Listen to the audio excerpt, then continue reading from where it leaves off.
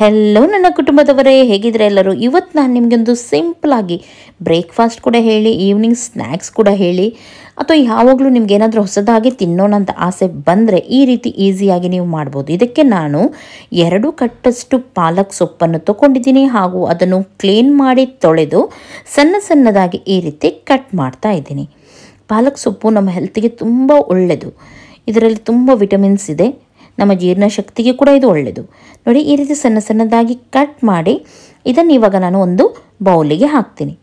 ಇವಾಗ ಇದಕ್ಕೆ ನಾನು ಸ್ವಲ್ಪ ಅರಶಿನ ಪೌಡರ್, ಸ್ವಲ್ಪ ಗರಂ ಮಸಾಲ, ಆಮೇಲೆ ಸ್ವಲ್ಪ ಮೆಣಸಿನ ಹುಡಿ ನಾನು ಸ್ವಲ್ಪ ಇಲ್ಲಿ ಜಾಸ್ತಿ ತೊಗೊಳ್ತಾ ಇದ್ದೀನಿ. ನನಗೆ ಸ್ವಲ್ಪ ಖಾರ ಇದು ತುಂಬ ಇಷ್ಟ ಆಗುತ್ತೆ.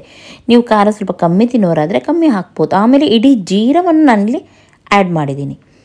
ಇಷ್ಟನ್ನು ಹಾಕಿ ರುಚಿಗೆ ತಕ್ಕಷ್ಟು ಉಪ್ಪನ್ನು ಹಾಕಿ, ಉಪ್ಪು ಮೊದಲೇ ಜಾಸ್ತಿ ಹಾಕಲಿಕ್ಕೆ ಹೋಗಬೇಡಿ, ಯಾಕೆಂದರೆ ಪಾಲಕ್ ನಾವು ಮಿಕ್ಸ್ ಮಾಡುವಾಗ ನೀರು ಬಿಟ್ಟು ತುಂಬ ಇದಾಗುತ್ತೆ. ಹಾಗಾಗಿ ಉಪ್ಪನ್ನು ಫಸ್ಟಿಗೆ ಸ್ವಲ್ಪ ಕಮ್ಮಿನೇ ಹಾಕಿ ಮಿಕ್ಸ್ ಮಾಡಿ ಆದಮೇಲೆ ಉಪ್ಪು ಕಮ್ಮಿ ಇದೆ ಅಂತಾದರೆ ನೀವು ನೋಡ್ಬೋದು ಲಾಸ್ಟಿಗೆ.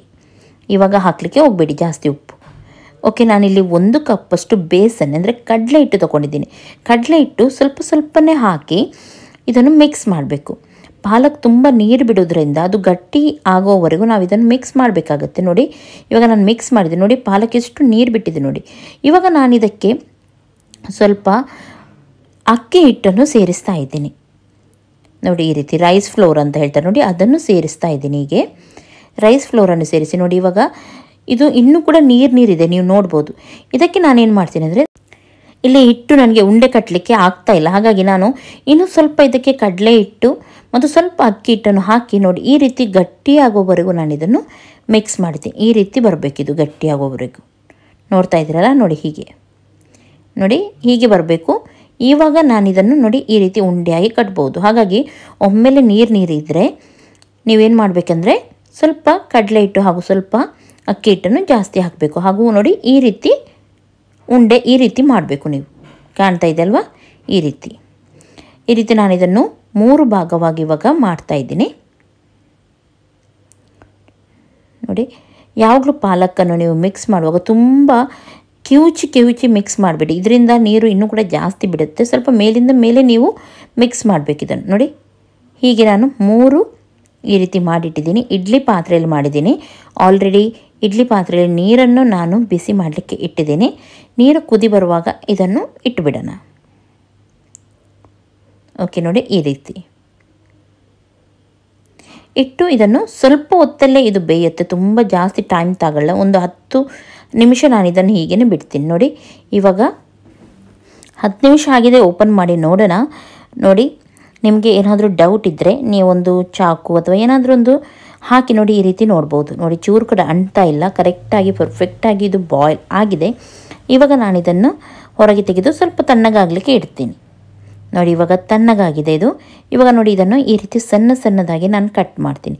ಕಟ್ ಮಾಡಿ ಇದಕ್ಕೆ ನೀವು ಯಾವುದಾದ್ರೂ ಚಿಕನ್ ಸಾರು ಅಥವಾ ಅದೇ ಚಿಕನ್ ಸಾರು ರೀತಿ ಮಸಾಲೆ ತೆಗೆದರೆ ಅಥವಾ ಮೀನು ಸಾರು ರೀತಿ ಮಸಾಲೆ ತೆಗೆದು ಇದನ್ನು ಹಾಕಿ, ಪತ್ರೊಡೆಲ್ಲ ಯಾವ ರೀತಿ ಮಾಡ್ತಾರೆ ನೋಡಿ ಆ ರೀತಿ ಇದನ್ನು ಹಾಕಿ ನೀವು ಬೇಯಿಸಿದರೆ ತುಂಬ ಚೆನ್ನಾಗಾಗುತ್ತೆ.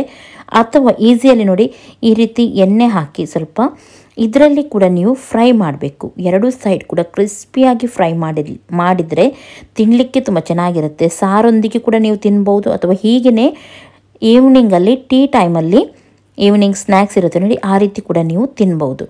ಬೆಳಗ್ಗೆ ಆದರೆ ನೀವು ಇದನ್ನು ಏನಾದರೂ ಸಾರಿದ್ದರೆ, ಸಾಂಬಾರು ಇರಲಿ ಅಥವಾ ಮೀನು ಸಾರು ಇರಲಿ, ಚಿಕನ್ ಸಾರು ಇರಲಿ, ಅದರೊಟ್ಟಿಗೆ ತಿಂದರೆ ಇನ್ನೂ ಕೂಡ ಸೂಪರ್ ಆಗುತ್ತೆ.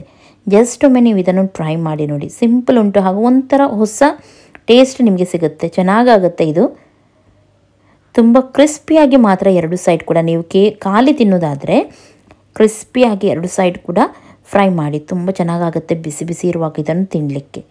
ಜಸ್ಟ್ ಒಮ್ಮೆ ನೀವು ಇದನ್ನು ಟ್ರೈ ಮಾಡಿ, ಆಮೇಲೆ ನನಗೆ ಹೇಳಿ ಯಾವ ರೀತಿ ಆಗಿತ್ತಂತ ಹೇಳಿ.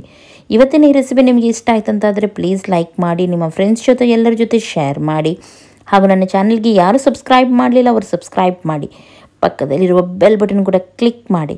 ಇದರಿಂದ ನನ್ನ ನೋಟಿಫಿಕೇಷನ್ ನಿಮಗೆ ಸಿಗುತ್ತೆ. ಓಕೆ, ನೋಡಿ, ಬಿಸಿ ಕ್ರಿಸ್ಪಿ ಆದದನ್ನು ನಾನು ಇವತ್ತು ಮೀನು ಸಾರಲ್ಲಿ ತಿಂತಾ ಇದ್ದೀನಿ. ತುಂಬ ಯಮ್ಮಿಯಾಗಿ ತುಂಬ ಚೆನ್ನಾಗಾಗುತ್ತೆ. ನನಗೆ ತುಂಬ ಇಷ್ಟ ನನಗೆ ಇದು. ಓಕೆ, ನಾಳೆ ಸಿಗ್ತೀನಿ ಒಳ್ಳೆ ರೆಸಿಪಿಯೊಂದಿಗೆ. ಟೇಕ್ ಕೇರ್, ಬಾಯ್.